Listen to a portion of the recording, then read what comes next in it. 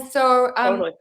so it's like hot woman talk. So we are in the prime of our lives. We are hotter than we've been before, both like with night sweats and things, but also like in a way that we've accepted and loved ourselves. Yeah. And I think it's such a beautiful opportunity for us to really value and respect this rite of passage that we're going through, which is not Yes. seen in the most positive manner. So No. before we dive into that aspect of it, your background is anesthesiology, and then you made a shift to functional medicine. I want to know everything. Perfect. How this happened.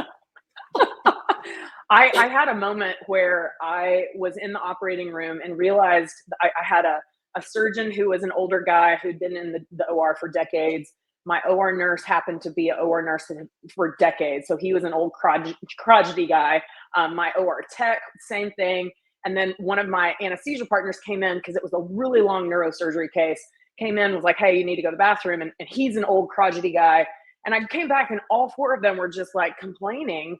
And I'm like, man, this is what happens to people that are in the operating room for decades. None of them are happy. And I was like, I'm a naturally happy person. And is this going to be me, 40, 50 years down the road? And so it just got me thinking, like, what do I really love doing? I mean, I was good at anesthesia, but did I love it? No, I wasn't really in my purpose. So it was the stepping block to get me to a place where, I mean, I understand the body and physiology so much better than just most doctors, because you have to understand, what's going on with your patient when they're asleep on the OR table. But it's brought me to a place where I'm definitely in my purpose. I started teaching like aerobics when I was 16. And I mean, so I've always been into like health and fitness and wellness and that kind of stuff. And so the functional medicine thing just kind of fit right in. And now doing bioidentical hormone replacement therapy is just like, it's just a complement to everything that I'm doing with my functional medicine patients. And I love that. And why the passion for women and specifically hormones? Because I'm right in the midst of it. I mean, I'm 44, and now knowing what I do, I recognize I probably started having perimenopausal symptoms when I was 40. But so 4 years ago, it was 2020. The world was going through all of the things in 2020 that it did. I opened a business. I bought a house with my ex-boyfriend. I was renovating that house. I was renovating this place. I was starting my own medical practice from scratch. It was very stressful. So I chalked up the bad sleep, the anxiety, all to, life. And the reality is really my insomnia was the bad thing. I mean, I did all of the biohacking things and I still was struggling with getting good sleep every night. And sleep is, I mean, it needs to be the foundation of your health, right? And looking back, I wish that I would have started bioidentical hormone replacement therapy then. I mean, that's truly when I first started having perimenopausal symptoms. But it was last year. So my year that I'm 43, my insomnia was terrible. My anxiety, I've never had anxiety before, and I was struggling with anxiety. And then I started having basically night sweats. And that's when I'm like, oh, is it really already this time? And I did a lab panel. I actually I do DEXA scans on myself every 3 or 4 months. And I had lost muscle for the first time. I'm super muscular. Like I've always lifted weights. And for me to lose muscle, I lost like 5 pounds of muscle. And when I did my labs and I saw that my testosterone was basically like 7, it was 7.7. And most women feel best when it's like between 200 and 300. So just so you have a, yeah. I mean, literally when I saw that, I was like, oh, crap. Okay. I mean, it's full blown perimenopause. So I started myself, and I realized that so many of my functional medicine patients that were females midlife and beyond, I had sent them to other people. I'm like, I think you need hormones, and that's out of my scope of practice. And I was like, well, let me be able to be in my scope of practice. So that's all I've done for the last year is train all things bioidentical hormone replacement therapy. And I'm a huge fan of it. Now, knowing what I know, I believe almost every single female should be on it midlife and beyond. Well, I'm kind of like, all I'm thinking about is how I'm going to contact you after this interview so that I can become your patient so that we can get this going. Because I swear the last year has been hell. Okay. Oh yeah. 2 a.m. wake ups. Yep. So hot, despite the AC being on. Yep. Such anxiety, like, oh my God, I'm going to lose Oh everything. yeah. I'm going to lose everything. I can't pay my Yes. mortgage. I cannot do anything. My life's falling apart. I'm going to die alone in a cabin in the mountains being eaten by my cats because I'm never going to get into a relationship because I'm awful in Yeah. every way. It's been Yep. hell.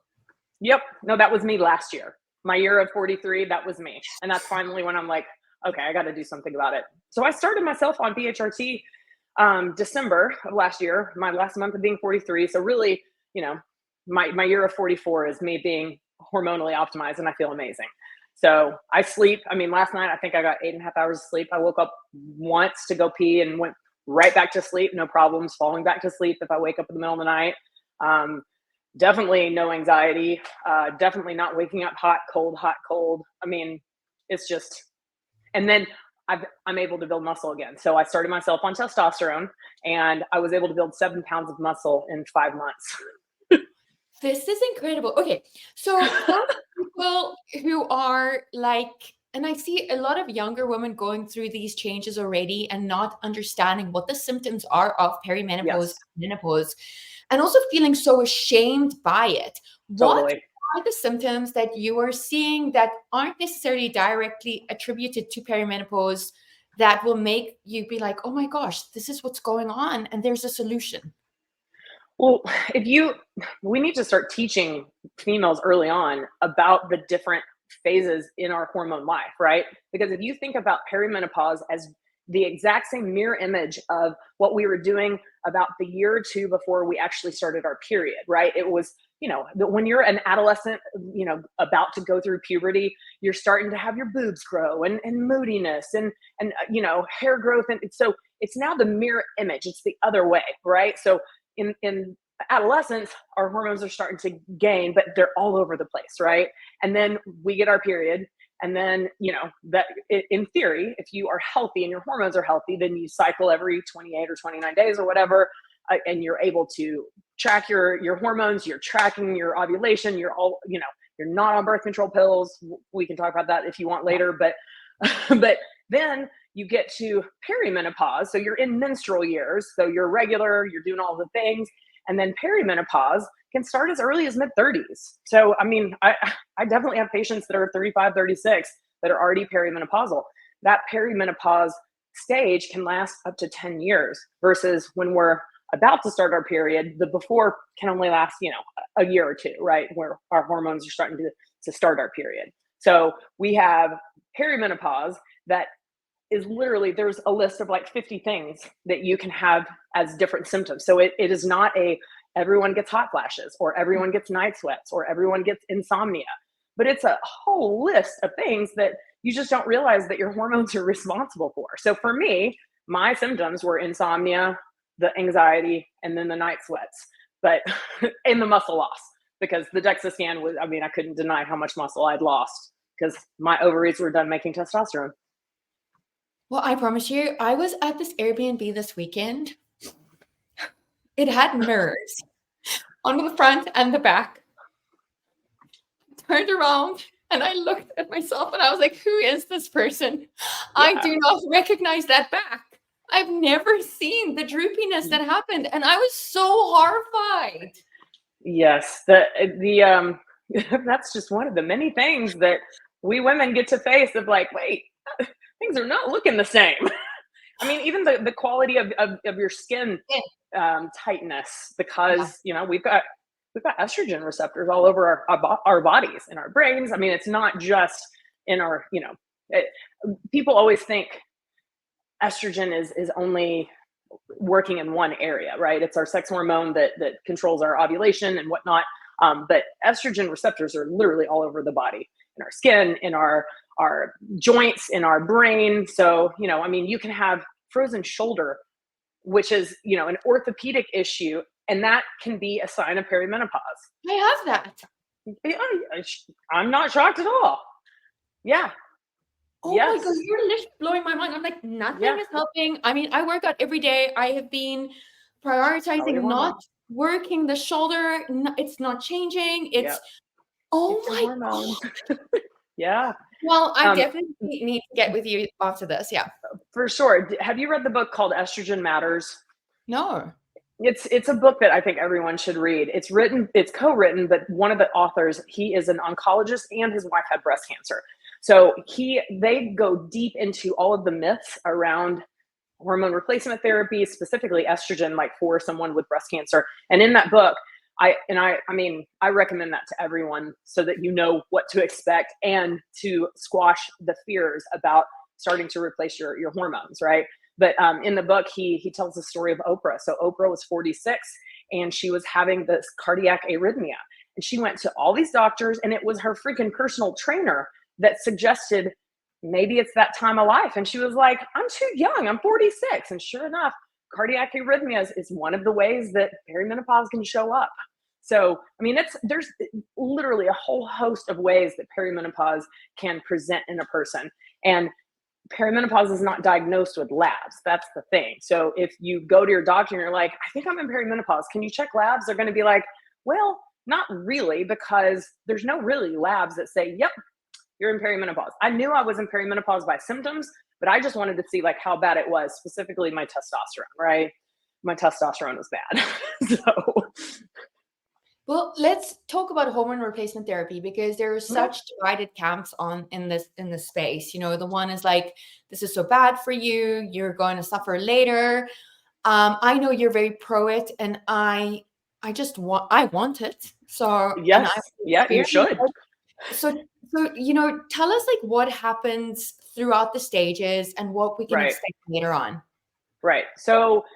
So perimenopause starts with your ovaries starting to decline in the production of the sex hormones. But the first sex hormone that it starts to decline is one that's not actually talked about. It's called inhibin. And inhibin, drop of inhibin is one of the main reasons why people start to have hot flashes and night sweats. Then progesterone starts to drop. So pretty much 100% of my perimenopausal patients are on progesterone. Whether I don't care if they have a uterus or not. And the reason I say that is because if a woman has had a hysterectomy where they've just taken out the uterus, they've left the ovaries, they will be given misinformation that you don't need progesterone because you don't have a uterus. Well, I disagree with that, because progesterone, it helps with insomnia, it helps with mood, it protects against breast cancer and against ovarian cancer and uterine cancer if you have a uterus. So there's so many benefits to progesterone, whether or not you have a uterus or not, right? So progesterone would be, and I'm assuming you're still menstruating, so you're perimenopausal? Yeah. Yeah. So I would 100% start you on the progesterone. I would start you on progesterone at night, a good high quality compounded progesterone. The commercial grade, I've tried it. It's not quite as good. When I started getting high quality compounded, my sleep, legit 8 hours every night. I know. And I'm kicking myself that I didn't know this back when I was 40, because Yeah. if I knew back then what I know now, I would have been like, oh yeah, this is, and my mom started showing signs of perimenopause early 40, Yeah. or early 40s. So that's a good predictor of when you're going to start showing signs of perimenopause, right? So I wish that I could go back and start on progesterone for sure. Another common hormone that is replaced that's not a sex hormone is thyroid. And I'm not sure if it, oh yeah. So here's the thing. If your thyroid is not optimized, you are tired all the time, you struggle with weight, so it's hard to lose weight, or you're gaining weight. Yeah. You are probably someone that is cold all the time, whether it doesn't matter what time of year, so you always have to bring a jacket for that conference because you're like, I'm going to be cold all the time. You can have dry skin, you can have brittle nails, you can suffer with constipation. So these are all symptoms, and you don't have to have them all to say suboptimal thyroid. But I've yet to meet a woman midlife that has really good thyroid function. And when I say good thyroid function, I mean, what does your free T3 look like? And that is not a lab that primary care doctors or your generic GYN doctors are going to measure. They're only going to measure what's called TSH. TSH is thyroid stimulating hormone. It's released in the brain, and it basically is supposed to stimulate your thyroid to make more thyroid hormone, right? So they're only checking TSH. They're not checking free T3. So this is why so many women are like, your thyroid is fine, but they have all of the symptoms. Well, if we were to check their free T3, we would see a low number, and that would correlate with a lot of those symptoms of a sub-optimized thyroid. So I'm treating women midlife with thyroid, not because they have hypothyroidism, but because they are not optimized with thyroid. And so I'm going to get them optimized. And once you realize how important thyroid is on how you feel every day and your energy, it's like nature's caffeine. I mean, it's just 100% world of a difference. So that's a non-sex hormone that is commonly prescribed to my patients in my BHRT practice. So we have progesterone, we have thyroid. Yeah. The two androgen hormones that I commonly prescribe to a perimenopausal woman is DHEA and testosterone. Okay. Androgens have great side effects, but they also can have some of the unwanted side effects. But let me tell you what you should feel like when you have optimized testosterone. For example, when your testosterone is optimized, you have strong libido, you're able to easily orgasm, you're able to have multiple orgasms, you've got great vaginal lubrication, you're able to build muscle, you're able to decrease visceral fat, you're able to improve your body composition, you're able to have better mood, better energy, more vigor. Why would you not want all of that? Sign me up. Literally. So this is my old testosterone container. This gives, I prefer daily cream. There's different ways that you can administer testosterone. I like the daily cream because it best mimics what our body was doing when we were like 19 or 20, which is when ideally you're hormonally optimized. But literally, I always tell my patients this is empty, but it was an old one. This has 3 months worth of cream in it, and you do one click, put it on your finger, and literally putting it inside of you every night, like a tampon, and it changes your life. Like literally. Oh my God. You will have to take this from my cold death grip. I will. Yeah. Oh yeah. I will take this to, and that's the thing. Once you realize like getting your hormones optimized is not required, but it's all quality of life, right? Yeah. So now I understand, not only do you feel amazing, but there's protective benefits of starting on BHRT. The sooner that you can start on it, perimenopause versus postmenopause, the better. Like, for instance, my mom, I'm so pissed that my mom was basically not given the opportunity to start BHRT. She's 69 right now. And after everything I've learned, I started her on BHRT. But if I could go back and do it again, I would have started her at 40 versus 69, because like prevention of dementia, prevention of cardiovascular events, prevention of osteoporosis, prevention of embolic, like stroke, pulmonary embolism. Like there's so many benefits to getting on it the sooner in perimenopause versus waiting till you're through menopause. Does that make sense?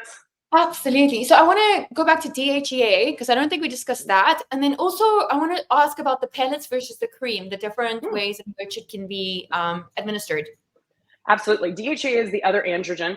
And I like to talk about testosterone and DHEA being the androgens because 20 to 30% of females will have the unwanted side effects of androgens, which is a few more chin hairs than they'd like, maybe some pimples, and maybe an increased hair loss. That's in the 20 to 30% of patients. So if you are someone, because I pretty much use DHEA and testosterone in everyone. DHEA has great like anti-inflammatory effects. There's actually some great research that is looking at high dose DHEA for like your rheumatoid arthritis patients, the autoimmune patients that have really bad inflammatory disease. So tons of benefits to the DHEA hormone as well. But I always tell patients, if you are one of the lucky 20 to 30% that develop the chin hairs and the pimples and maybe more hair loss when you wash your hair, there is a drug called spironolactone, which basically prevents that. It just blocks the androgen effect at the hair follicle. And that's the remedy for those people that are in the 20 to 30%. So, wow, I mean, that's me. I feel like I have to cut my hair shorter and shorter and shorter to make it seem like there is hair. Yeah, hair loss it's this complex. It's not just always one hormone. Right. If I was a betting woman, I would bet that your thyroid is probably the main reason why your hair is not the thickness that you would like it, because you're a woman midlife, and most women midlife have terrible thyroid function. It is what it is. Oh my gosh, this is the most enlightening conversation I have ever had. And honestly, like I feel like I listen to the stuff all the time. It's like I'm so interested in it because I'm so into this. Like I'm never experienced. Because It's you're like in the my body's middle of not it. mine anymore. Exactly. And that's what I hear all the time. My very first BHRT patient, she came in, sat in my office, and she just started crying at the beginning. She's like, look, this has to be the answer because I haven't felt like myself in a long time, and I can't imagine continuing to live like this. If these hormones aren't the answer, like, this is my last hope. And of course, she's feeling much better now, and she's off the ledge. I She's love that. on her way to hormone optimization. But that's the thing. You have to be patient when you make the decision to, okay, I'm going to do hormone optimization. It's the hormones are slow to change. So I always tell patients, like, my hormone program, it's a year, because I need a year to get your hormones optimized, especially like women that have issues with their weight. The two key hormones that really are playing a role in your body composition are your thyroid and your testosterone. But those take about a year to get optimized. Okay, and now most of my friends are getting these big implants in their butts of pellets. Yes. I mean, it sounds awful to me, and it looks sore, and yeah. So, okay. So pellets, it's a way to deliver testosterone and or estradiol. Okay. So most people will get testosterone only pellets, but some people will get both testosterone and estrogen, right? And so, when I say estrogen, I'm really speaking of estradiol, which is the kind of estrogen that our body naturally makes. It matches it. So when you hear someone say bioidentical, it means body identical, right? Versus like the estrogens that are in maybe your birth control pills. Those don't match the estrogens that our body naturally makes. So those are synthetic, non-body identical. Estradiol is one of the three estrogens that our body naturally makes, the human natural female body. So pellets are these tiny, I mean, they literally look like little capsules, and the procedure is super easy. And you literally just put them in the subcutaneous fat, and they sit there for 3 or 4 months, and they dissolve, so you don't have to have them removed, and they slowly just release whatever hormone is in the capsule. So if you're just doing testosterone, it's just testosterone that's slowly released over the next 3-4 months. Okay. It's probably my least favorite way to deliver testosterone. I offer it to my local patients, but when we are trying to get your hormones optimized, we're trying to mimic what your body naturally did when you were at your hormonally optimized best, which is when we're like 19 or 20, right? If we go back in time, measure your blood of all of these different hormones, we would see levels that are labeled too high by most lab values. So if you had a total testosterone of 300 right now, the lab would be like, "Ooh, that's too high. You're a female." But the reality is, if we could draw your blood back when you're 19, it would show close to 300. But we don't draw hormones of a 19-year-old because they're typically really healthy, right? So testosterone can be given via pellet. You get a peak in the first month, and it slowly goes down. And so basically troughs at month 3 and month 4. Okay. So that doesn't really mimic what your body was naturally doing when you were 19. It's supposed to peak and trough every 24 hours. It's diurnal, which means that it comes and goes every 24 hours, right? So that's why I like the cream the best. But the other option, before we talk about the cream, is you can do an intramuscular injection. And if people do intramuscular injections, it's a bigger needle that goes into the muscle. You typically do it into your glute or maybe a deltoid, but it has to go. It's not just a subcutaneous needle, which a lot of people are used to it now because of semaglutide or semaglutide. That's just a subcutaneous fat injection, tiny needle. The intramuscular injection, a little bit bigger needle, and it's a once a week injection. So kind of like the pellets, but you get a peak on day 1, trough on day 7, because you're doing the injection once every 7 days, right? The cream, my favorite, because it peaks and troughs every 24 hours. The thing that I've found with a lot of people that said, "Well, I've tried the testosterone cream and it really didn't work," I believe that they were working with a provider that wasn't aggressive enough in the dosing, and then also didn't tell them how to appropriately put it. Like, don't put it on your inner thigh. Don't put it on your, behind your knee or in your inner arm. Like, put it inside of you. The mucosal membranes inside of the vagina will 100% soak it up way better. So the dosing and the place of the dosing really makes a difference. So, like, for instance, I have a very high metabolism. My sex hormone binding globulin super high. So that means that I need higher doses to get therapeutic levels of testosterone. But it's a gradual thing. So I have been slowly increasing, basing my dose on how I feel and also what my labs look like.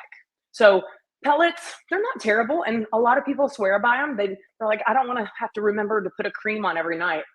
I mean, I take my progesterone every night. So it's just, that with magnesium and, but there's some people that are like, I just know me and I know I won't be able to put it on every day. All right, well, then let's talk about the other options, pellets versus intramuscular injection. But testosterone, I believe that a vast majority of both men and women come 40 and above will benefit from optimizing their testosterone. Okay, can you still have penetrative sex when you do the testosterone, and how's that going to affect your male partner? Absolutely. So I always tell my patients the routine has to be you empty your bladder, plus or minus have sex with your partner, and then put it inside of you. But if you put it inside of you and your partner gets a little frisky and wants some, it's not going to hurt him. He makes 10 times more testosterone than you. It will transfer to him, but I want you to get all the dose, right? So it's not going to hurt. What we're really concerned about with topical testosterone is transference to like small children or small animals, because it will. But I mean, if you put it inside of you and then wash your hands, the likelihood of it transferring is like next to zero, right? So, but if you're intimate with your partner, yeah, it will get on his penis, and you won't get all of the dose. He will get some of it, but he makes, in theory, 10 times more than you. Although nowadays, men are not making the kind of testosterone that they used to because there's so many hormone disruptors. But we don't want to share our testosterone, so amen. I want you to get the whole dose. Right. Okay. I want to talk about multiple orgasms. I mean, when you said that earlier, you're like, sign me up. Yes. Tell me about that. So this is something where there is definitely a gender gap when it comes to the importance of enjoying the sexual experience for a man versus the woman, right? Because if a man says that he can't get it up, there's, 56 different pharmaceuticals that are created for him, right? But a woman says she's not interested in sex, or maybe it hurts for sex, or maybe she's not able to climax, much less have multiple orgasms. And they're like, oh, it's just because you're a single mom with kids, or you're an entrepreneur, or like, no, this is no, like, stop being gaslit. That's all I'm going to say. Love that. When our hormones are optimized, we desire sex. We desire sex the way we did when we were younger, in our, early 20s. And when you desire sex, that means your testosterone is chugging along the way it's supposed to. And that means it's easier to have an orgasm, much less multiple orgasms. But a lot of people don't really view our sexual needs as important as men's, because this gender gap in sexual health is very real. And that's why, like, I like to talk about it as much as I can, but Instagram is kind of funny. If you talk about this kind of stuff, they definitely start to shadow ban you. So I have to intervene a little bit in my stories, just because I don't want to get shadow banned. I've been shadow banned plenty of times. Oh my God. Well, I think that YouTube will be fine. I hope so. Yeah. There. I just, I think, I don't know the percentage, and I didn't even know we were going to get onto this topic, but a lot of women don't orgasm and haven't had a climax ever from, especially like penetrative sex. Is this a hormonal thing? I mean, there's so many factors involved, but like, I just would love your take on it. Yeah. So there's multiple factors that are involved in a woman being able to achieve orgasm, but most women can't achieve orgasm just with penetrative sex. So you need external stimulation. And I think that the whole conversation of a vibrator and bringing a vibrator into the bedroom with you and your partner, and getting over, like, is it going to hurt his feelings? Like, you're both there for the experience, and it needs to be maximized. But you're totally right. I've had quite a few of my patients say they've never had an orgasm, and like, it's the first time I heard that was just kind of hard for me to wrap my brain around. I mean, it's a regular thing in my world. I'll just say that. So, right. Whether I'm in a relationship or not, like, it's part of healthy sex ed. I mean, really. So, but having, some sort of a toy that can stimulate outside where the clitoris is really key for most women to have orgasms. So, but being able to communicate that with your partner, and also like having that trust and being able to go into that intimacy of like, I really never had this. Can we experiment? There's a great podcast. I don't know if you've ever heard of it. It's a huge podcast. It has been around for at least 10 years, called Sex with Emily. It's a great podcast. She's this Jewish chick out of New York, and she talks all details of sex and sex education, and it's a great podcast for sure. So, but yeah, if you get your hormones optimized and you're still not able to have orgasm, it's typically a what we call supratentorial, which basically means in the brain. And there's definitely where you need to think outside of the box. For sure. There's so much I want to like touch on, but I know our time is limited. So the other I do day, have a patient in 28 minutes, so I we're know, good. I know. Okay, so we're just about to finish up. I want to touch on diet and nutrition, but before we do that, the other day, Dr. Amy Shah, who's the fasting MD, posted this awesome post, and it said, Yeah. it was about women going into perimenopause. It was like the first period signifies a woman is introduced to her power, and this is celebrated. During her bleeding years, she practices her power, and during menopause, she becomes her power. And to me, that gave me chills. This is beautiful. Awesome. This is exactly like, I look at you and I think, what a beautiful, powerful, intelligent, strong woman. Like, we finally landed in our prime and are able to talk about sex, are able to say, you're not meeting my needs, are able to exactly a lot more than our mothers had or our grandmothers had. And so I think that is a beautiful thing. It is. But can we finish on nutrition and exercise for this stage of life? So I know your stance on sugar alone, and you would have really appreciated. I just got back from a business conference with WorldLink Medical and PhD doctor, but doctor nonetheless, Ben Bickman, who's very much well known in the fasting world and low carb world. He talked all about insulin resistance and the key to so many people's improved longevity is getting a hold of your insulin resistance. I think the latest stat is like 92% of Americans are metabolically unhealthy, that are somewhere on the curve of either insulin resistant, pre-diabetic, or type 2 diabetic. Nutrition is everything. So if someone comes to me now, most of my patients follow me online, so I preach all the time in my stories about lifestyle. I mean, you see me right now, I'm on my walking pad. Yes! I get a minimum of 15,000 steps every day. I practice what I preach to not only my patients, but my online following, right? And hormones can help, but if you are perimenopausal or postmenopausal and decide to do bioidentical hormone replacement therapy, it's going to help you, but it's going to be a whole lot better if you change all of the other things too. So you change your food, you change your exercise, you prioritize your sleep, you do all the things. So the way in which you need to approach nutrition is if it can't be hunted, fished, picked from a tree, or grown from the ground, probably shouldn't be going in your mouth. So that means the processed food really needs to get out, right? Yeah. And I mean, let's be real. It's almost impossible to not have any processed food in your life, right? Like I have a high quality grass-fed protein powder that I use every single morning. I blend it with 10 ounces of water before I go work out. There is a process that you take the grass-fed milk from these grass-fed cows, but there's a process to get that whey protein in that bag so that I can get my protein goals for the day, right? But for the most part, I always tell my patients, try and make 90 to 95% of your food whole food. And if you have signs of insulin resistance, you really should. The only things that are, and I don't want to put fear of carbohydrates, but you really do need to understand that your carbohydrates should come from mostly vegetables. And some people, fruit is not your friend. And that's just, it is what it is. So for sure. Yeah. So, there's certain signs like lab values that you can tell if you're, on the metabolic syndrome spectrum, like low HDL and high triglycerides, right? When I look at someone's lipid panel, I could care less what their LDL is. My eyeballs always go to their HDL, which some call their good cholesterol, and their triglycerides. And someone that's metabolically not healthy most likely has insulin resistance or already pre-diabetic, has low HDL and high triglycerides. Literally, you put them on a whole foods, lower carb lifestyle, put some intermittent fasting in there, you can reverse that really fast. But a lot of people don't want to put in the work. Okay, quickly, intermittent fasting for a woman, like there's so much conflicting advice, especially in this stage of life. For sure.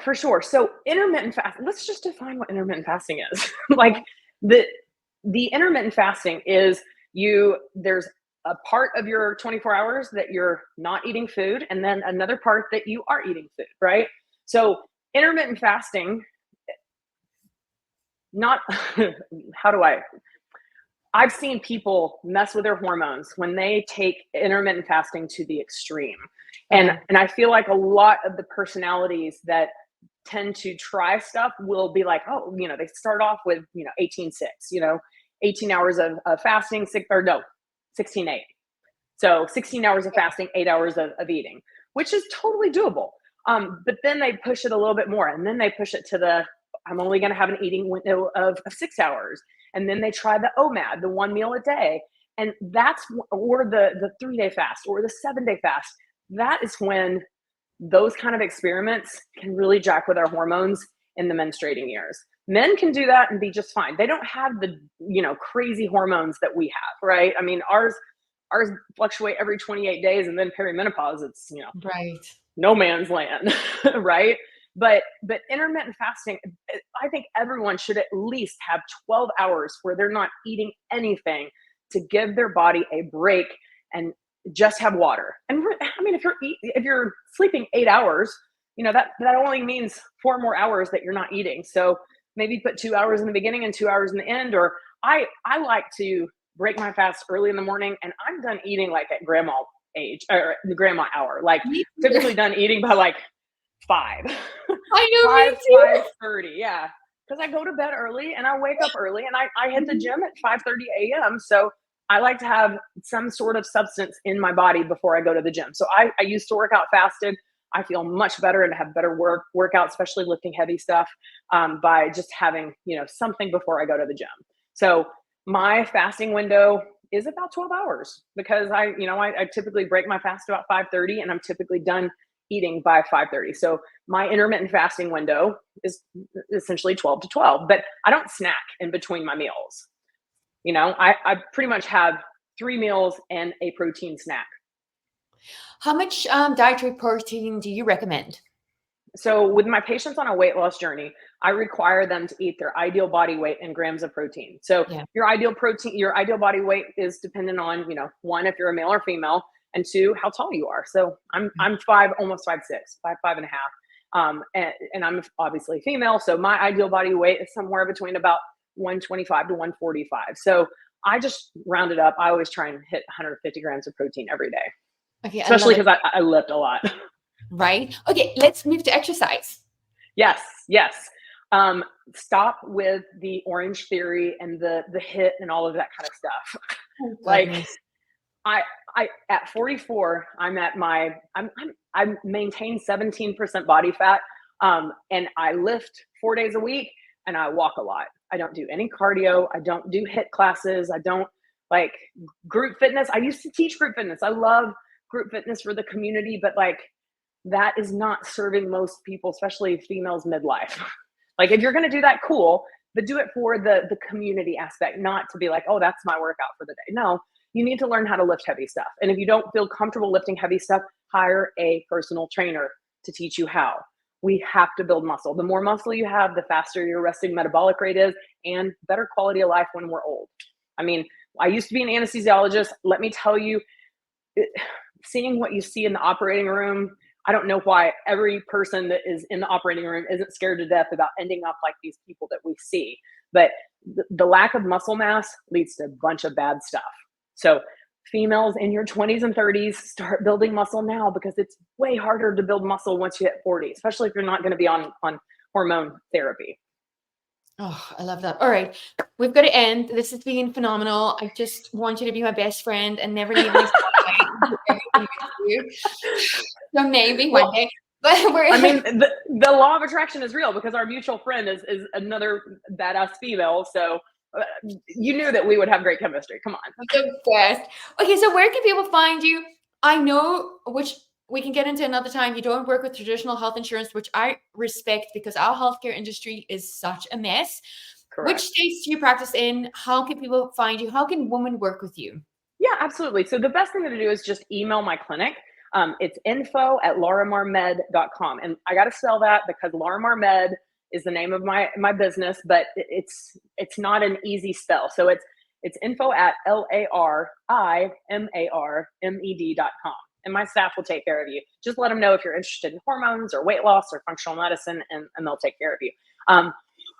Excuse me. The platform that I'm most active on is my Instagram. And most of my gems are in my stories. I'll post every now and then, but I really just like to teach on my stories. And most of my stories are just educational. Every now and then it's entertaining. But for the most part, I just want to empower the person that follows me so that they understand, like, I mean, I oftentimes will do Ask Me Anything, and I'll just answer a ton of questions, on a Sunday like I did yesterday. But my Instagram is Dr. Lauren Fitz. It's DrLaurenFitz. And that's my most active platform. I've got a YouTube channel that I have repurposed. It was all dance fitness. I grew it to 325,000. I know, but I went and put all of those videos to private, and now it's now the Dr. Fitz show, and so I interview local like-minded business owners, and so that's another place that I'm at, but mostly Instagram. Beautiful. Okay, and then are you treating women in all states? Absolutely. Oh, okay.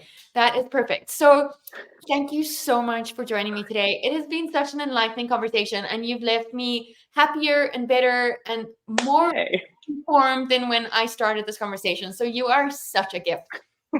Well, thank you very much. It was an honor to talk with you today, and I look forward to helping you or any of your followers or listeners in any way that I can. Amazing.